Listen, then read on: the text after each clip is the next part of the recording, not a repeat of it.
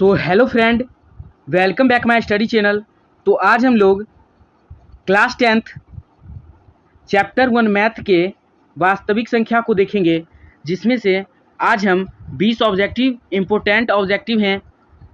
तो इस 20 ऑब्जेक्टिव को आज हम लोग देखेंगे और जो कि 2024 बोर्ड परीक्षा के दृष्टिकोण से बहुत ही महत्वपूर्ण प्रश्न होंगे। तो चलिए हम क्वेश्चन की तरफ बढ़ते हैं। तो हमारा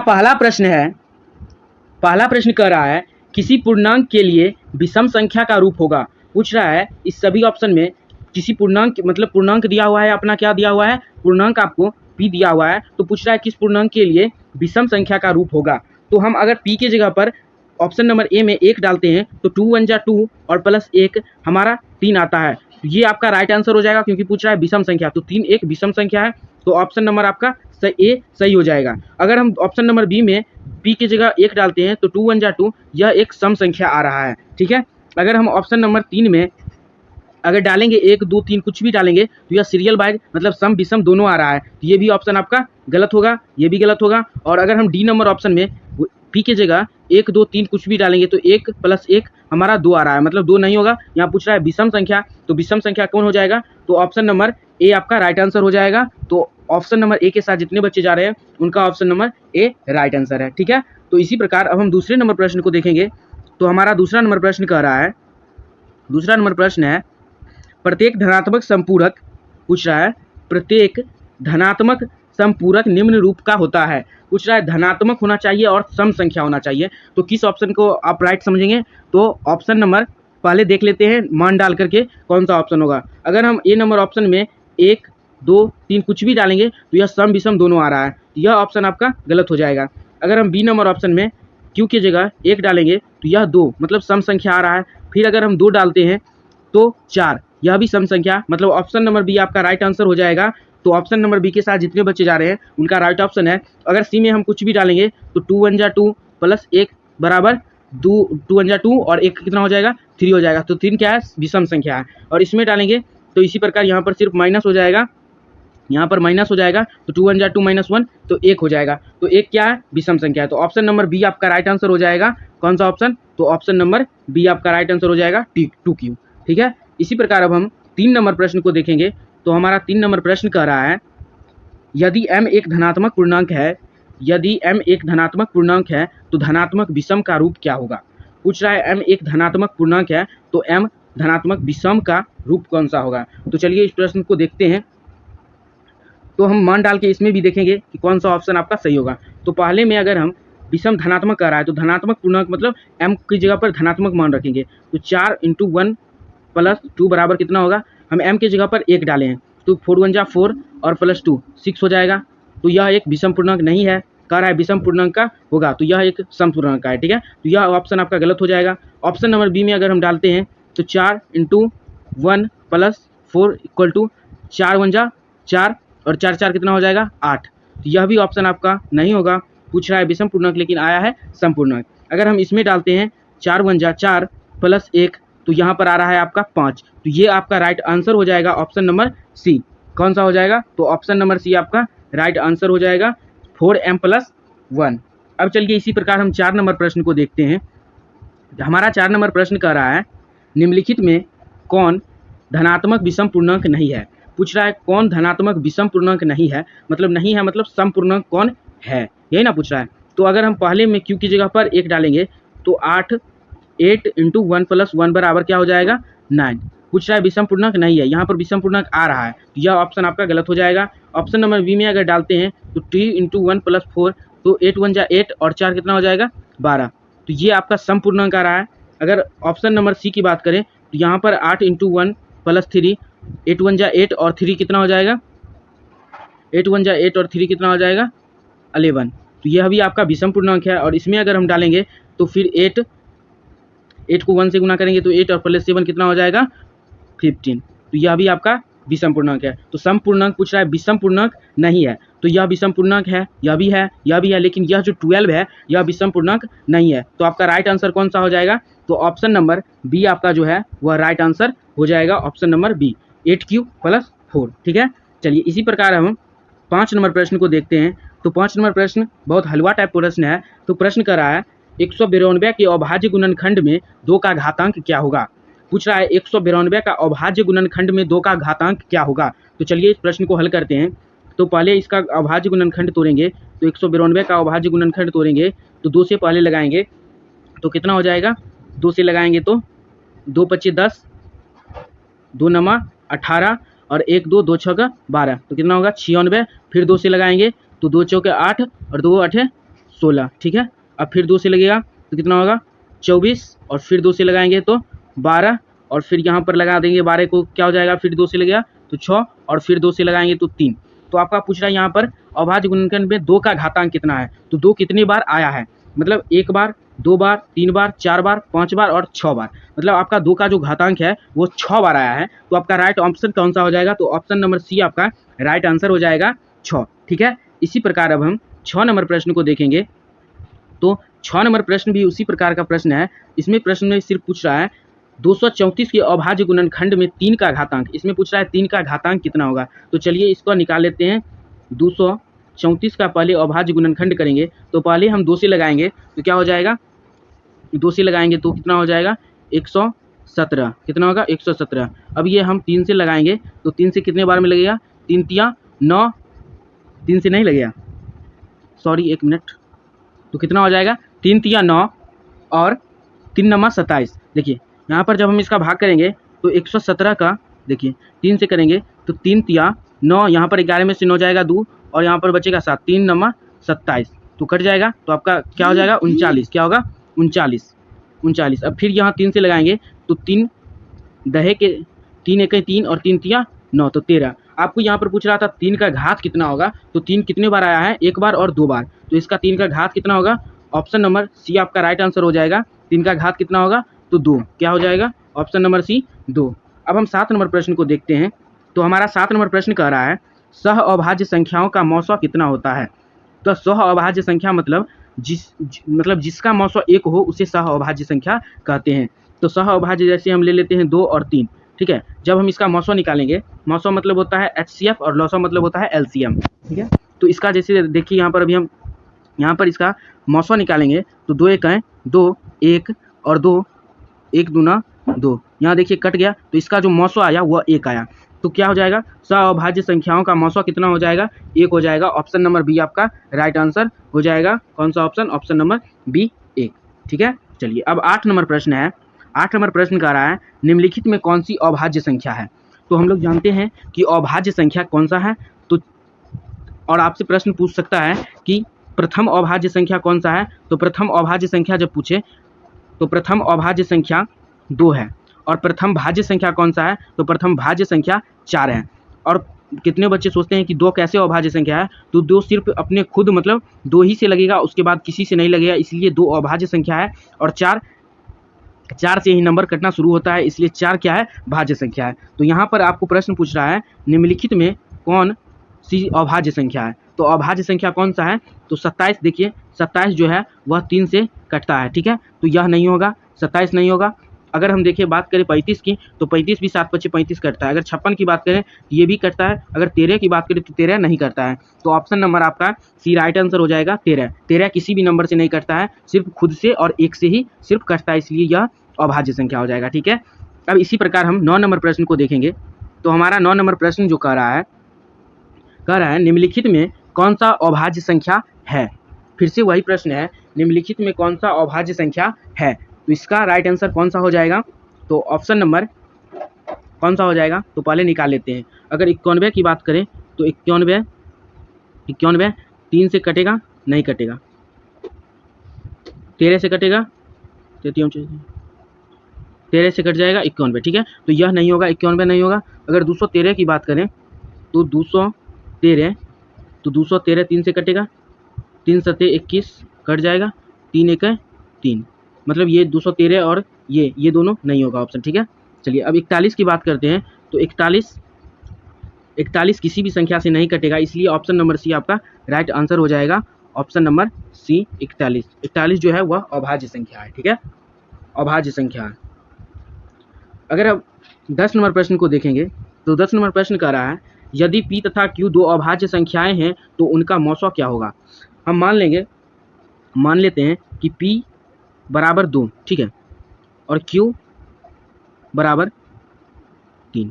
लेकिन यहाँ पर मानना है क्या, अभाज्य संख्या। 2 क्या है हमारा, अभाज्य संख्या। 3 क्या है, अभाज्य संख्या, इसीलिए हम 2 और 3 को माने हैं, ठीक है।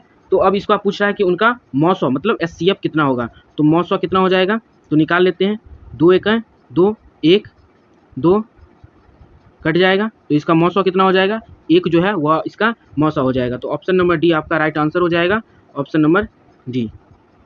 इसी प्रकार अब हम 11 नंबर प्रश्न को देखें, तो 11 नंबर प्रश्न कह रहा है सबसे छोटी अभाज्य और सबसे छोटी भाज्य संख्याओं का गुणनफल क्या होता है। तो भैया मैंने आपको 9 नंबर प्रश्न में बताया था कि सबसे छोटी अभाज्य संख्या कौन सा है, तो सबसे छोटी अभाज्य संख्या 2 है, और इनका कह रहा है गुणनफल करने सबसे छोटी भाज्य संख्या से। किससे, सबसे छोटी भाज्य संख्या, और सबसे छोटी भाज्य संख्या क्या है, तो आपका 4 है। तो इसका जब हम गुणनफल करेंगे तो इसका गुणनफल 8 आएगा, यही आपका राइट आंसर हो जाएगा, ऑप्शन नंबर सी आपका राइट आंसर हो जाएगा। आपको प्रश्न पूछ भी सकता है, गुणनफल की जगह आपको योगफल भी दे सकता है, तो यहाँ पर आपको 2 + 4 कर दीजिएगा, तो 6 आपका योगफल आ जाएगा। धन्यवाद। चलिए, और आप लोग अभी तक हमारे चैनल को सब्सक्राइब नहीं किए हैं तो हमारे चैनल को सब्सक्राइब कर लीजिएगा, और अभी तक आप लोग वीडियो को लाइक नहीं किए हैं तो वीडियो को एक छोटा सा लाइक कर दीजिएगा, और आपकी एक लाइक ही हमारी वीडियो का मेहनत का फल होता है।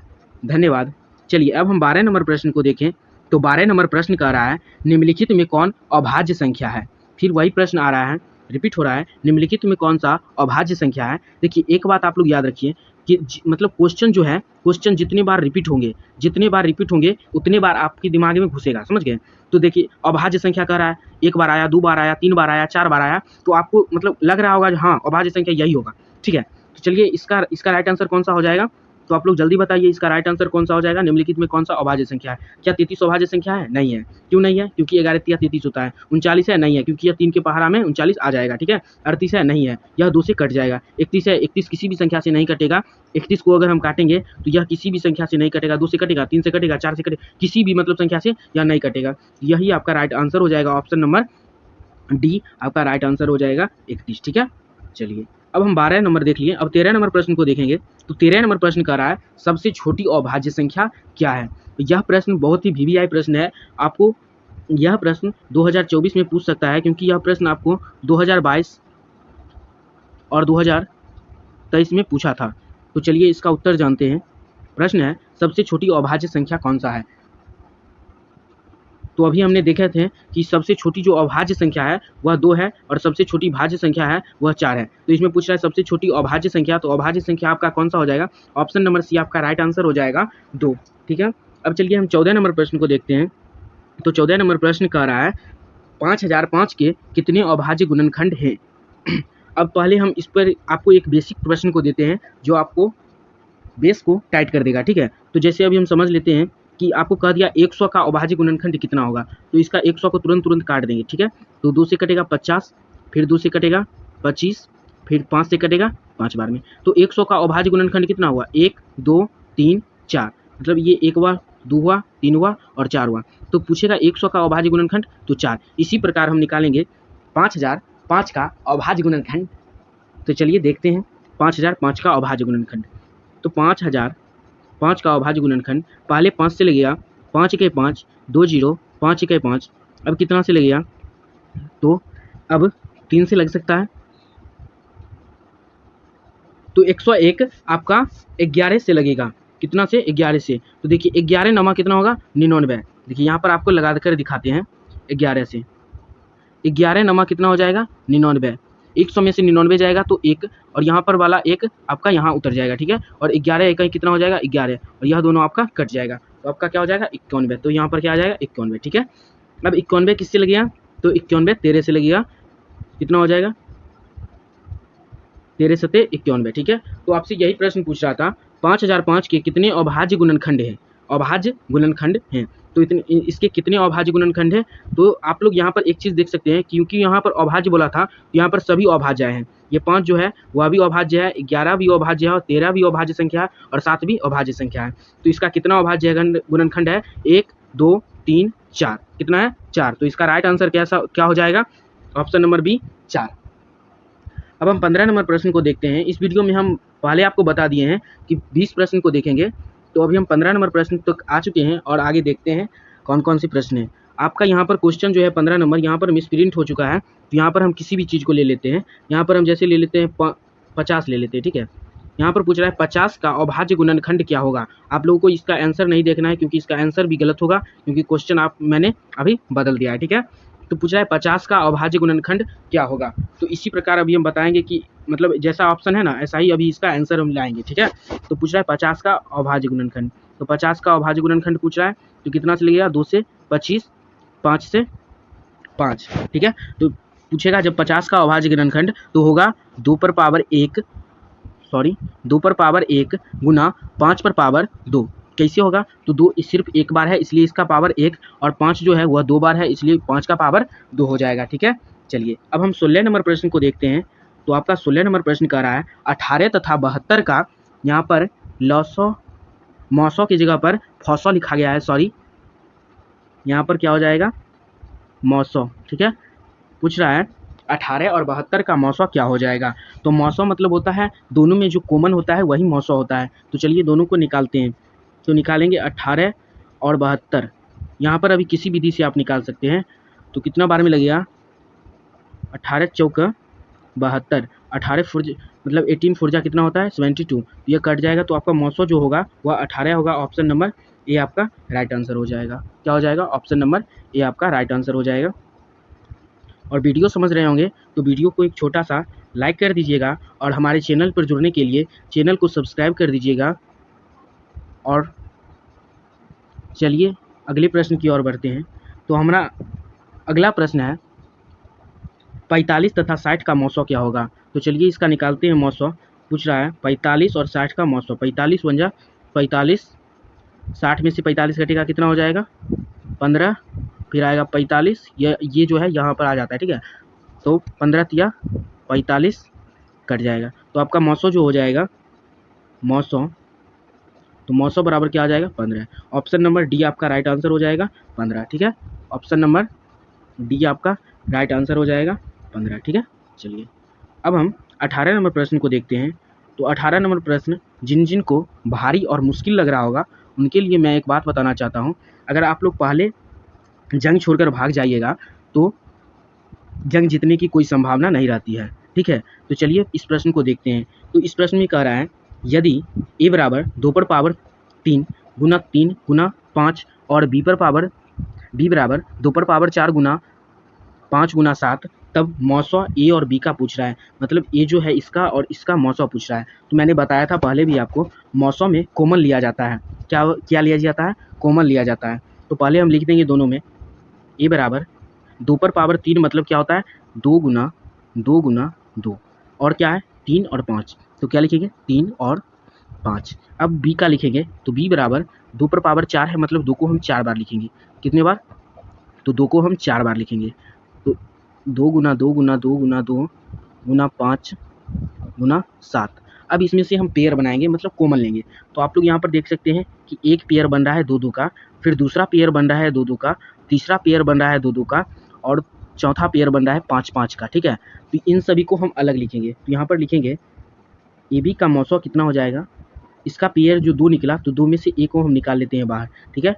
2 गुना 5, ठीक है। अब इस सभी को गुना कर देंगे तो 2 दूना 4 दूना 8 बचे 40 हो जाएगा। तो इसका मौसो जो हो जाएगा मतलब HCF, इसका जो HCF हो जाएगा वह कितना हो जाएगा, तो इसका HCF जो हो जाएगा वह 40 हो जाएगा। तो ऑप्शन नंबर ए आपका राइट आंसर हो जाएगा 40। चलिए अब हम 19 नंबर प्रश्न को देखते हैं। तो आपका 19 नंबर प्रश्न कह रहा है, 19 नंबर प्रश्न भी आप VVI मान के चलिएगा क्योंकि यह प्रश्न बहुत ही इंपॉर्टेंट प्रश्न है, ठीक है। चलिए इस प्रश्न में कह रहा है कि 2, 10 और 20 के लॉसो और मौसो, यहाँ पर छूट गया है थोड़ा उसके लिए सॉरी, पूछ रहा है मौसो का अनुपात है, क्या है अनुपात है। तो इसका राइट आंसर क्या होगा, तो चलिए निकाल के देखेंगे तब तो राइट आंसर निकलेगा। पूछ रहा है 2, 10 और 20 का, ठीक है। तो 2, 10 और 20 का लॉसो और मौसो का अनुपात पूछ रहा है, ठीक है। तो पहले 2, 10 और 20 का अभाज्य गुणनखंड कर लेते हैं। तो 2 का अभाज्य गुणनखंड क्या हो जाएगा 2 गुना 1, 10 का क्या हो जाएगा 2 गुना 5, 20 का क्या हो जाएगा 2 गुना 5, ठीक है। निकल गए। अब यहाँ पर निकालेंगे लॉसो, पहले निकालते हैं लॉसो क्योंकि यहाँ पहले दिया हुआ है लॉसो, ठीक है। तो एलसीएम निकालेंगे, तो एलसीएम बराबर क्या हो जाएगा, यहाँ पर देखिए ये सभी के 2 का पेयर बन रहा है और किसी का पेयर नहीं बन रहा है, तो 2 को हम एक जगह लिखेंगे और सभी को लिख देंगे। तो 5 गुना 2 गुना 5, अब सभी को गुना करेंगे तो 25 25 और 2 दूना 4, 25 चौका अपना क्या आ जाएगा 100, क्या आ जाएगा 100। और एचसीएफ हम निकालेंगे, तो एचसीएफ जो होता है, जो सभी में एक कॉमन रहता है वही आपका एचसीएफ हो जाता है। तो कॉमन क्या है, तो सभी में कॉमन क्या है, तो सभी में कॉमन 2 है, तो आपका 2 जो है वह एचसीएफ हो जाएगा। तो मौसो मतलब एलसीएम मौसो जो आया वह 100 आया और लॉसो जो आया वह 2 आया। तो अब यहाँ पर हम लिखेंगे लॉसो बराबर 100 और मौसो बराबर कितना आया था 2। अब देखिए यहाँ पर इसको हम काट सकते हैं, तो 2 से कितना बार में कट जाएगा 50 बार में, 50/1, तो क्या होगा 50:1। तो 50:1 किस ऑप्शन में है, तो इसका ऑप्शन नहीं मिला, तो इसे पुनः हम प्रयास कर रहे हैं। तो पुनः प्रयास करेंगे, जैसे हम लोग बनाते हैं वैसे अभी पहले इसका लॉसो निकालेंगे। 2 10 और 20 का, तो क्या हो जाएगा 2 से लगेगा 2 1 जा 2 1 जा 2, 2 5 जा 10, 2 10 जा 20, ठीक है। अब 5 से लगेगा 1 1 2, तो आपका यह इसको गुना करिएगा तो 5 दूना 10 दूना 20, तो आपका जो मौसो आया एलसीएम जो है वह 20 आया, ठीक है 20। आप लोग याद रखिएगा, आप पहले एचसीएफ निकालेंगे, ठीक है एचसीएफ। तो एचसीएफ कैसे निकालेंगे, तो पहले 2 से 10, 2 और 10 का एचसीएफ निकालेंगे, तो 2 5 10, तो इसका एचसीएफ 2 आया। अब फिर 2 से इसमें एचसीएफ निकालेंगे, तो 20, तो 2 दहें का 20, ठीक है, तो ये कट जाएगा। तो आपका इसका क्या आया 2 आया। तो लॉसो कितना आया था, लॉसो 20 आया था, 20:2, और अनुपात को हम जानते हैं कि बट्टा में भी लिखा जा सकता है, तो 2 1 जा 2 2 10 जा 20, ठीक है। तो आपका राइट आंसर क्या हो जाएगा, राइट आंसर आपका क्या हो जाएगा, तो राइट आंसर आपका हो जाएगा 10:1, क्या हो जाएगा 10:1। किस ऑप्शन में है, तो ऑप्शन नंबर बी में है 10:1। चलिए अब हम 20 नंबर प्रश्न को देखते हैं। तो 20 नंबर प्रश्न कह रहा है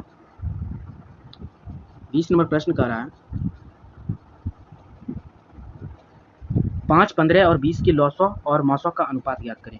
तो जैसे अभी हम ज्ञात करे थे वैसे ही फिर इसे ज्ञात करेंगे। पहले हम लॉसो ज्ञात करेंगे, तो लॉसो ज्ञात करने के लिए पहले 5 और 15 का लॉसो निकालेंगे, तो 5 दिया 15 कट जाएगा, तो इसका लॉसो 5 को फिर इससे निकालेंगे, तो 5 20 5 चौका 20, ठीक है।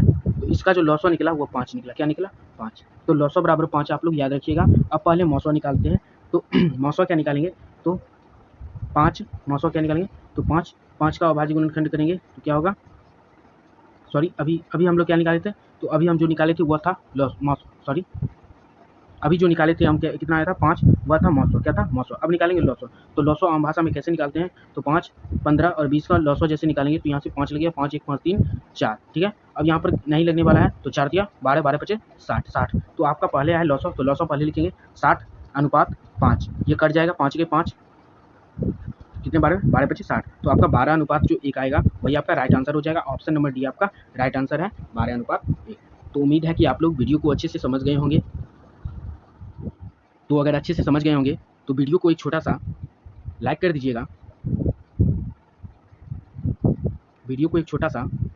दीजिएगा, और हमारे चैनल पर जुड़ने के लिए हमारे चैनल को सब्सक्राइब कर दीजिएगा, और इस वीडियो को जितना हो सके उतना शेयर कर दीजिएगा।